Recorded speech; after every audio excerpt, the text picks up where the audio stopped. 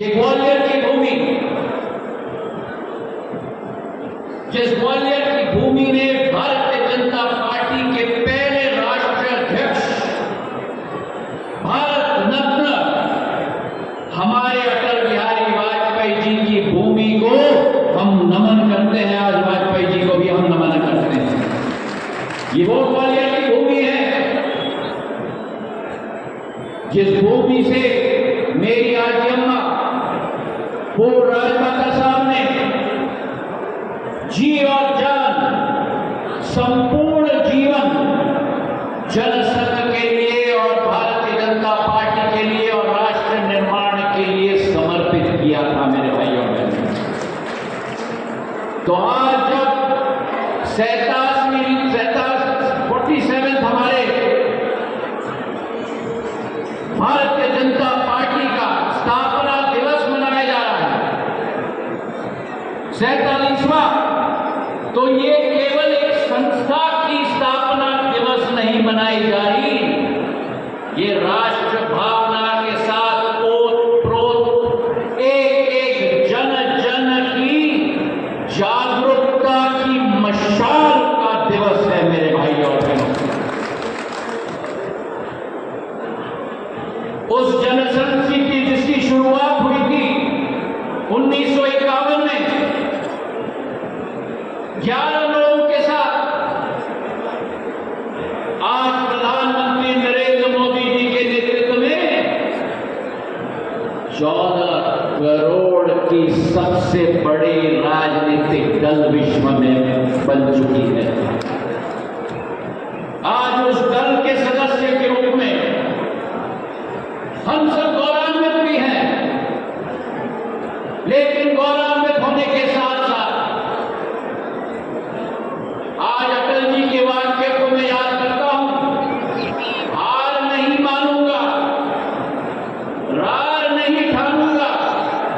हार नहीं मानूंगा, रार नहीं ठानूंगा, काल के कपाल पर लिखता मिटता हूं, गीत नया गाता हूं। और ये हमारा मंत्र है, भारतीय जनता पार्टी का सैनिक हार नहीं मानता, भारतीय जनता पार्टी का सैनिक रार नहीं मानता, भारतीय जनता पार्टी का सैनिक भारत माता के लिए रोज नया गीत गाता है। मेरे भाइयों और बहनों, आज का दिन हम अपने संस्थापकों को याद करते हैं। श्यामा प्रसाद मुखर्जी साहब,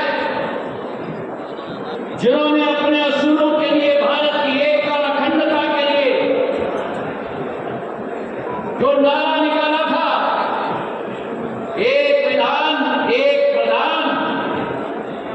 और एक निशान, और उस विचारधारा के लिए अपनी जीवन की बलिदान दी थी। मेरे भाइयों और बहनों, आज याद करते हैं हम दीनदयाल उपाध्याय जी को, जिन्होंने अंत्योदय की सोच और विचारधारा निर्मित की थी कि जब तक देश के आखिरी इंसान के लिए हम सेवा भाव के साथ कार्य न करें, तब तक भारतीय जनता पार्टी के योद्धा का कार्य समाप्त नहीं होगा। हमारी भारतीय जनता पार्टी 3 कालखंडों से गुजरी है। पहला कालखंड अटल जी का कालखंड, जिस कालखंड में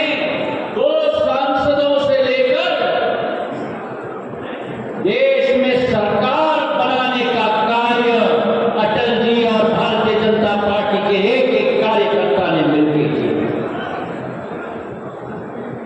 दूसरा कालखंड लाल कृष्ण अडवाणी जी का,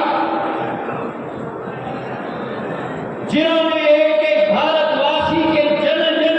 के नब्ज को पहचान कर राम मंदिर के अभियान की शुरुआत की,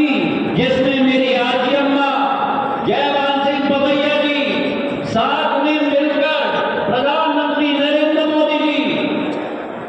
इस बात का एहसास कि अगर देश के एक एक मानवी का नब्ज पकड़ लिया तो वो जन आंदोलन में परिवर्तित हो सकता है। और तीसरा कालखंड हमारे सर्वोच्च नेता भारत के नहीं लेकिन आज विश्व के नेता बन चुके हैं प्रधानमंत्री नरेंद्र मोदी जी का, जिस कालखंड में भारत का तिरंगा आज विश्व पटल पर लहरा रहा है। कोने कोने से आप देखो, जो हमारे गृह मंत्री जी ने कहा कि शुरुआती में जनसंघ की स्थापना जब हुई थी किसी राजनीतिक दल के रूप में नहीं हुई, लेकिन एक संस्था के रूप में हुई जिसे भारत की एकता, अखंडता और अक्षुण्णता को बनाए रखने का प्रण लिया था। मेरे भाई और बहनों, बाकी दलें बने हैं सत्ता के लिए, भारतीय जनता पार्टी बनी है संस्कार के लिए। और ये हम और दूसरों के बीच में सबसे बड़ा अंतर है। आज प्रधानमंत्री जी के नेतृत्व में भारतीय जनता पार्टी ने श्यामा प्रसाद मुखर्जी के सपने को साकार किया, जो 700 सालों से भारत का एक एक इंसान भगवान राम को अयोध्या में रामलला को दोबारा स्थापित करने के लिए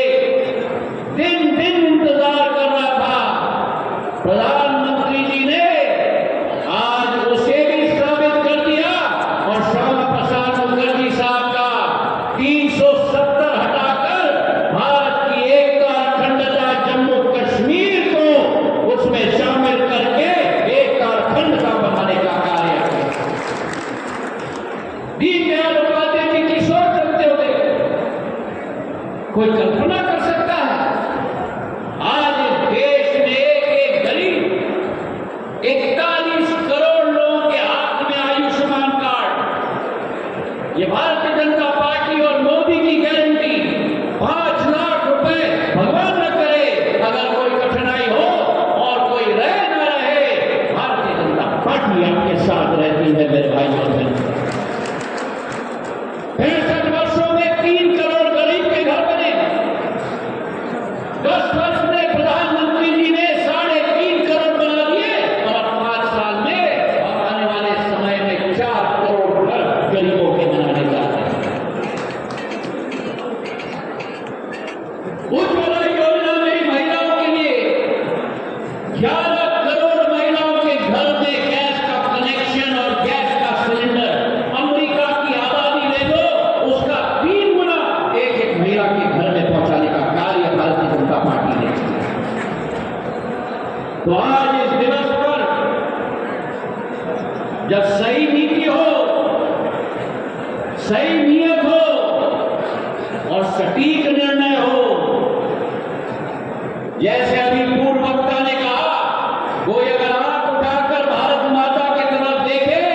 तो प्रधानमंत्री जी ने दिखा दिया उनको उनके घर में घुसकर बदला लेने का काम भारत करता है। और अभी जब ईरान और इजराइल और यूएस के बीच में लड़ाई लड़ रही है, संरक्षण अगर किसी की गैस की सप्लाई को दी गई स्ट्रेट ऑफ हॉर्मुज के द्वारा तो केवल वो भारत को दी गई, क्योंकि प्रधानमंत्री जी की कूटनीति के आधार पर। मेरे भाई और बहनों, और आज मैं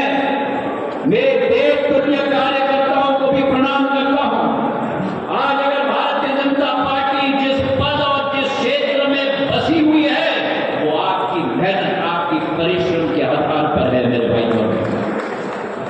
और आज इस दिवस पर जहां एक तरफ 14 कार्यालयों का भूमि पूजन हो रहा है, 3 कार्यालयों का लोकार्पण हो रहा है, जो पवैया जी ने इस मंच से कहा कि इमारत तो बन रही है, ईंट की इमारत, स्टील की इमारत बन रही है, पर उसमें हमारे कार्यकर्ताओं की आत्मा बसनी चाहिए। मेरे भाइयों, आज आप सभी को मैं प्रणाम करता हूं और 47वां हमारे स्थापना दिवस हमें ये ऊर्जा दे जो अटल जी ने कहा था कि अभी आओ फिर से दीप जलाएं, भारी दोपहरों से अंधियारा सूरज की परछाई से द्वारा कम को हटाने के लिए आओ फिर से दीप जलाएं। तो जब भूमि पूजन करने जा रहे हैं तो वही दीप जलाएं कि 2047 तक विकसित भारत का सपना एक एक कार्यकर्ता भारत माता के योद्धा के रूप में साकार करके भारतीय जनता पार्टी के मूल मंत्र को हम प्रणाम करें। धन्यवाद। देवेंद्र पटेल के साथ न्यूज़ रिपोर्टर राजेश चतुर्वेदी।